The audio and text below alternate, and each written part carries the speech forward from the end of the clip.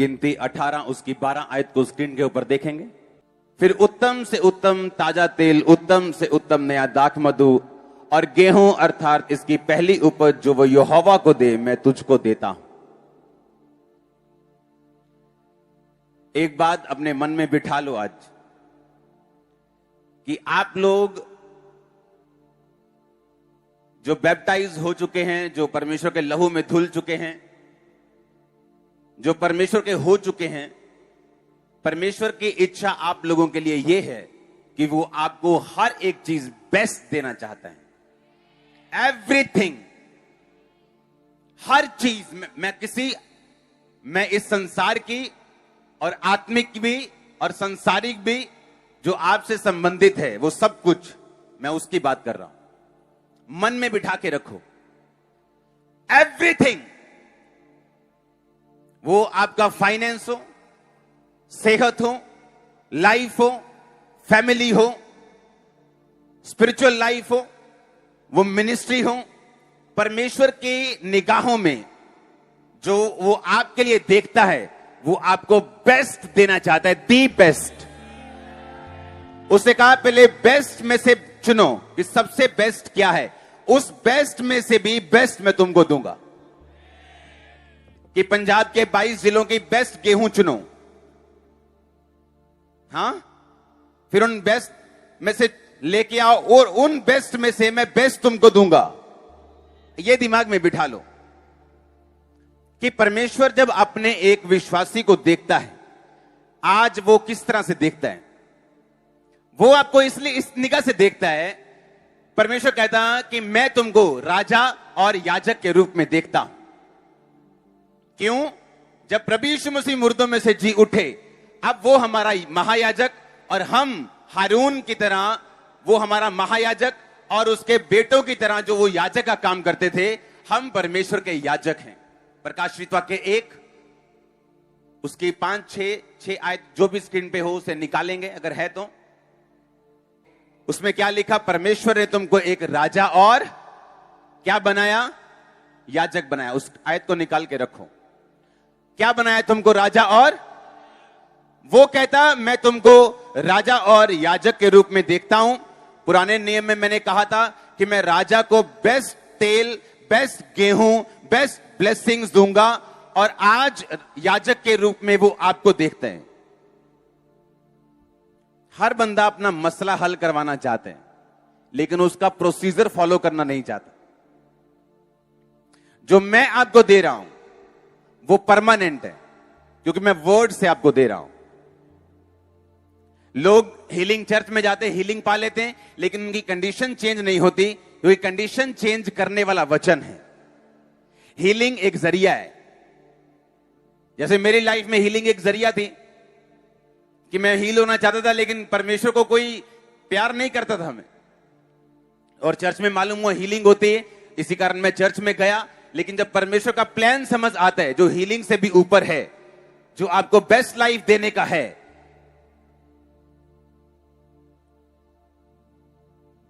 आज से कुछ साल पहले जब मैं मिनिस्ट्री के लिए प्रार्थना कर रहा था, तो परमेश्वर ने मुझे मिनिस्ट्री का लोगो दिया था, जो अभी तक मैंने डिस्क्लोज नहीं किया। उसे कितने साल हो चुके हैं प्रेयर में? आई थिंक 7 से 8 साल। आपने मिनिस्ट्री का लोगो नहीं देखा होगा अभी तक, वो पुराना चल रहा है, वो मैंने नहीं बनाया, वो ऐसे ही टीम ने बनाया हुआ। क्योंकि जो परमेश्वर ने मुझे विजन दिया था, उसको डीप समझने के लिए, उसको प्रेयरफुली रखने के लिए अपने सामने, और उसको सामने लेके जाने के लिए एक ग्रेस की जरूरत थी। हालेलुया। अब बाइबल में अगर आप देखेंगे तो 4 तरह के सुसमाचार हैं। मत्ती, मरकुस, लूका, यूहन्ना। जहां बाइबल में 4 नंबर आता है, वहां बैलेंस आता है। आपकी जो बेड है उसके कितने पावे हैं? 4। 4 मतलब बैलेंस। जब 4 शब्द आता तो बैलेंस आता है। प्रकाशित वाक्य 5 उसकी 5 आयत जब हम अपनी स्क्रीन के ऊपर पढ़ते हैं, और उसके बाद यहोजकेल 1 उसकी 1 से 14, प्रकाशित वाक्य 4 उसकी 1 से 7। पहले मैं सबसे पढ़ना चाहूंगा प्रकाशित वाक्य 4 उसकी 1 से 7 आयत को। इन बातों के बाद जब मैंने दृष्टि की तो क्या देखता हूं कि स्वर्ग में एक द्वार खुला हुआ है, जिसको मैंने पहली तुरही के से शब्द से अपने साथ बातें करते सुना था। वह कहता है, यहां ऊपर आजा, मैं तुझे बातें दिखाऊंगा जिनका इन बातों के बाद पूरा होना अवश्य है। तुरंत मैं आत्मा में आ गया और क्या देखता हूं कि एक सिंहासन स्वर्ग में रखा है। उस सिंहासन पर कोई बैठा है। जो कोई उस पर बैठा है वह यशब और माणिक्य सा दिखाई पड़ता है, और उस सिंहासन के चारों ओर मरकत सा एक मेघधनुष दिखाई देता है। उस सिंहासन के चारों ओर 24 सिंहासन हैं, और इन सिंहासनों पर 24 प्राचीन श्वेत वस्त्र यानी व्हाइट कपड़े पहने हुए बैठे हैं। उनके सिरों पर सोने के मुकुट हैं। उन सिंहासनों में से बिजलियां और गर्जन निकलते हैं, और सिंहासन के सामने आग के 7 दीपक जल रहे हैं, और वो परमेश्वर की 7 आत्माएं हैं। उस सिंहासन के सामने मानो बिलोर के समान कांच का सा समुद्र है। सिंहासन के बीच में सिंहासन के चारों ओर 4 प्राणी हैं, जिनके आगे पीछे आंखें ही आंखें हैं।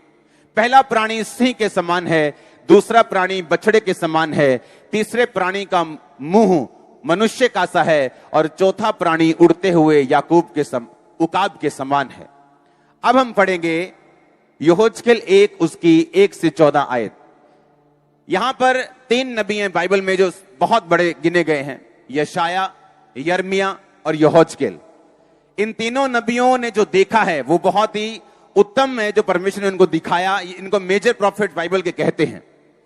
ये तीसरे वर्ष के 4वें महीने में 5वें दिन मैं बंदियों के बीच कबार नदी के तट पर था। यह तब का टाइम है जब परमेश्वर ने अपना क्रोध इस्राएलियों पर किया, जब वो परमेश्वर के वचनों से हट गए और बंदी बना लिए गए।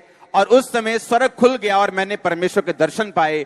और यहोयाकीन राजा की बंधुआई के 5वें वर्ष के 4थे महीने के 5वें दिन को कसदियों के देश में कबार नदी के तट पर यहोवा का वचन बूजी के पुत्र यहोजकेल याजक के पास पहुंचा, और यहोवा की शक्ति उस पर वहीं प्रकट हुई।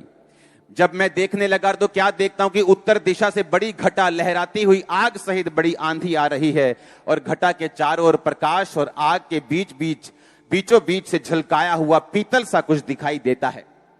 और उसके बीच से 4 जीवधारियों के समान कुछ निकले। उनका रूप मनुष्य के समान था। उनमें से हर एक के 4-4 चेहरे और 4-4 पंख थे। उनके पांव सीधे थे, और पांव के तलवे बछड़े के खुरों के से थे, और वह झलकाए हुए पीतल के समान चमकते थे।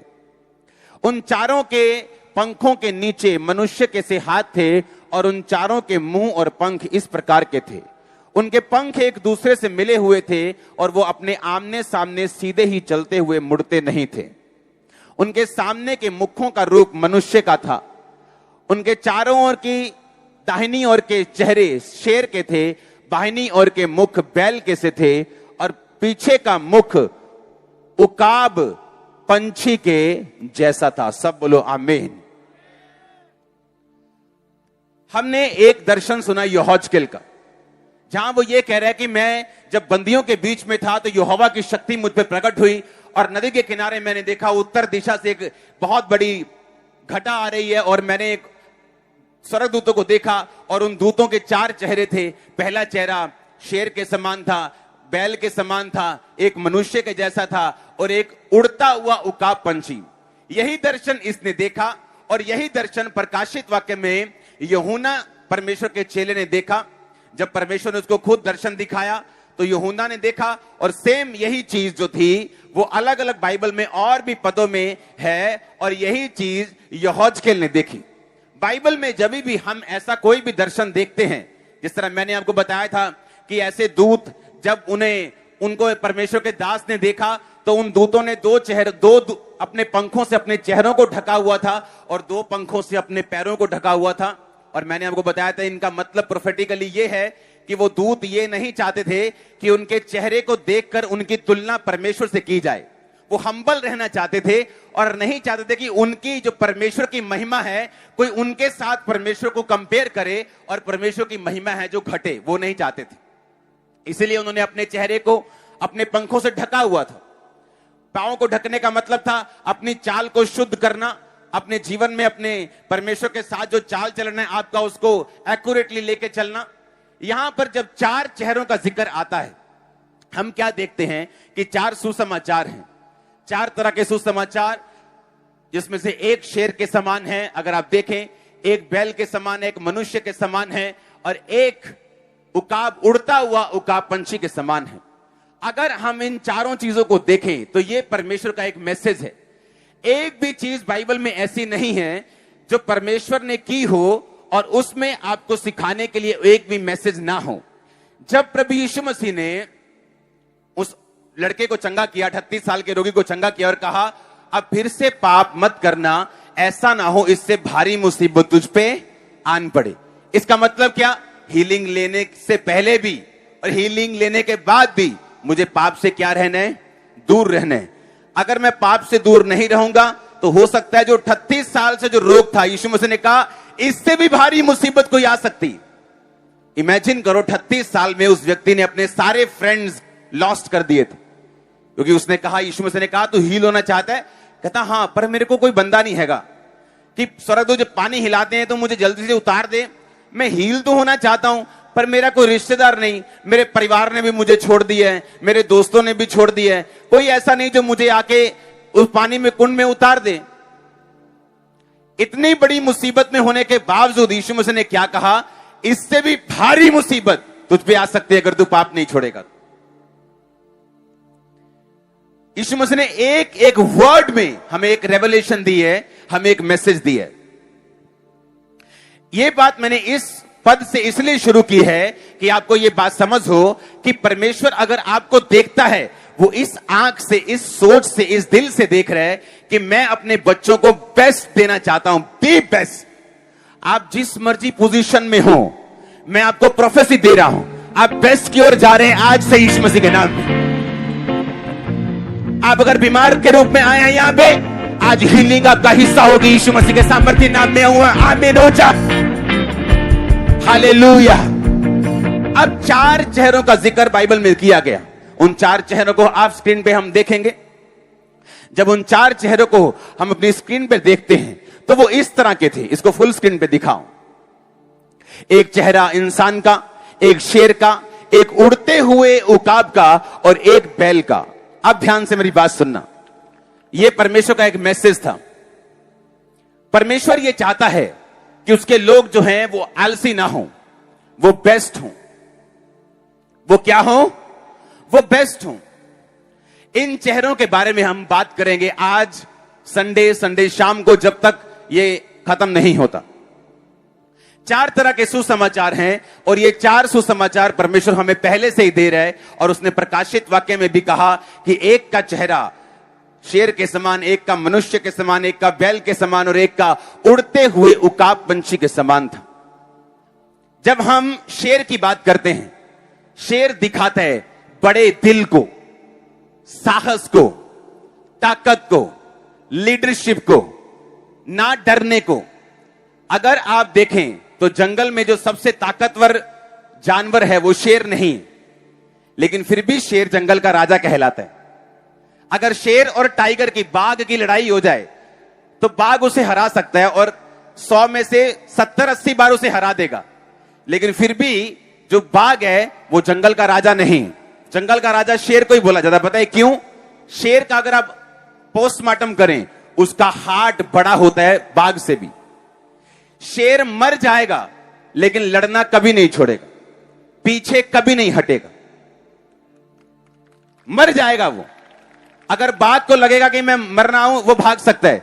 शेर को लगेगा अगर मैं मर रहा हूं, वो भागने की कोशिश नहीं करता, वो लड़ता है। उसका हार्ट बड़ा है।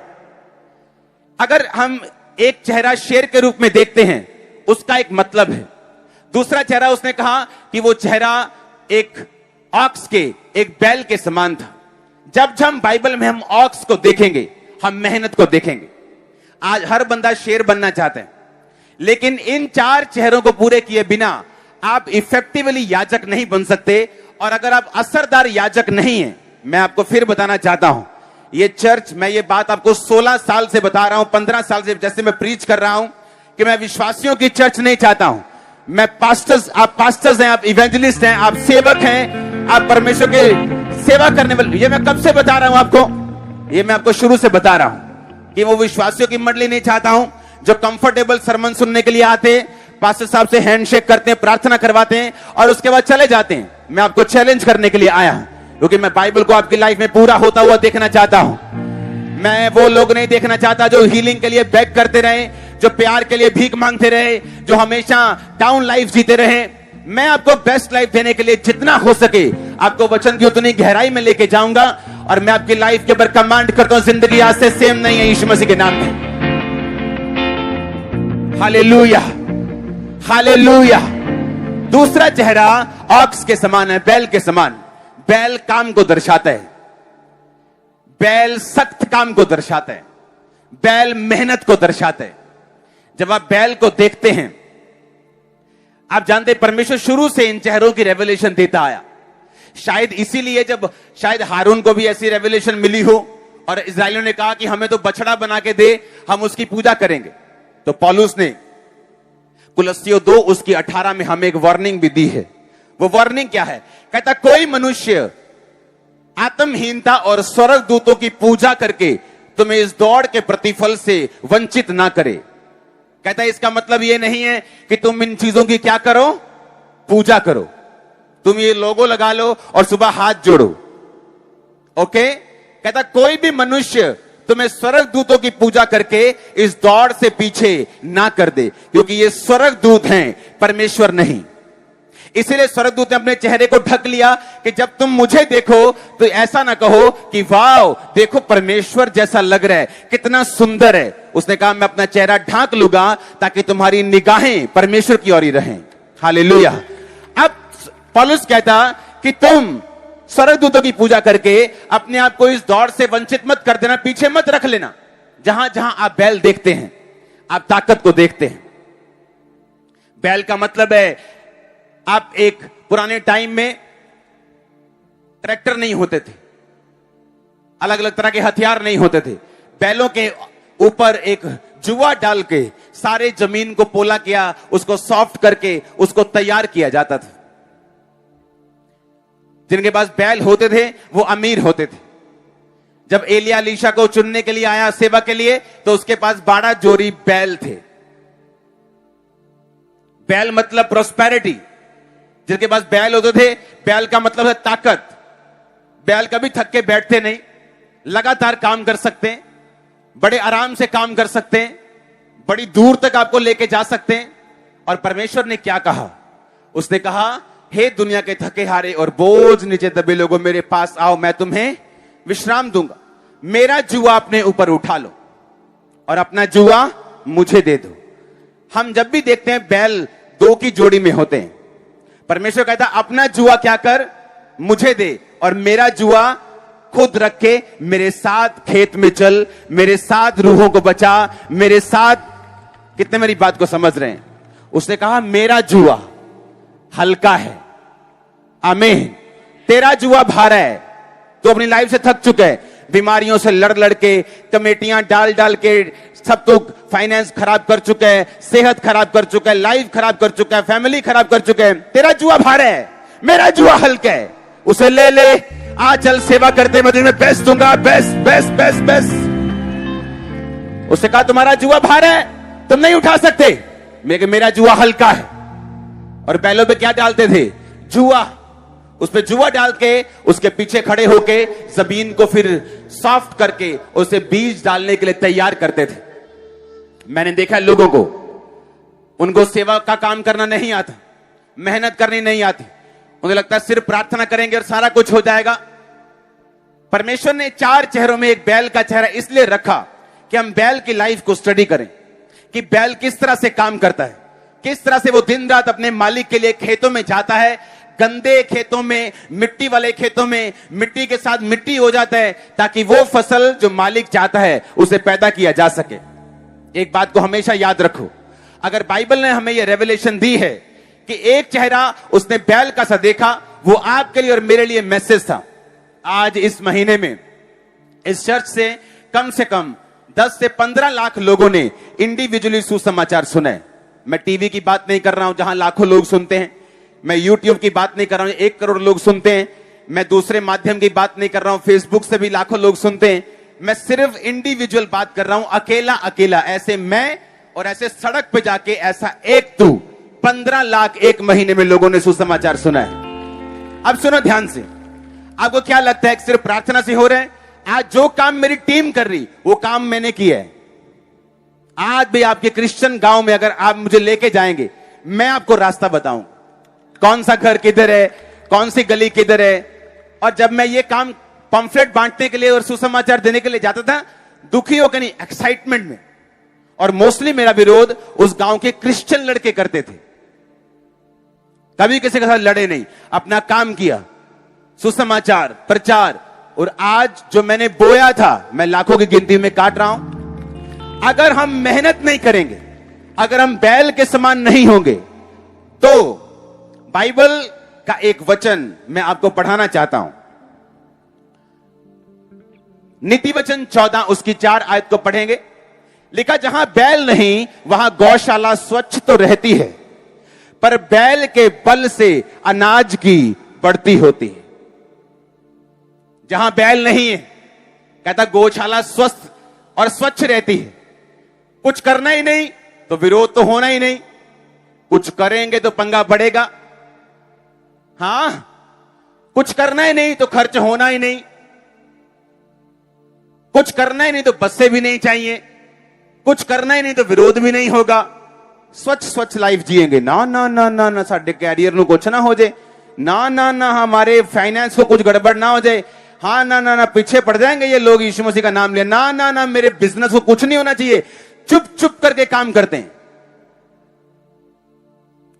वचन कहता जहां बैल नहीं है, सब कुछ स्वच्छ तो है, सब कुछ साफ साफ तो है, पर बैल के बल से अनाज की बढ़ती होती है।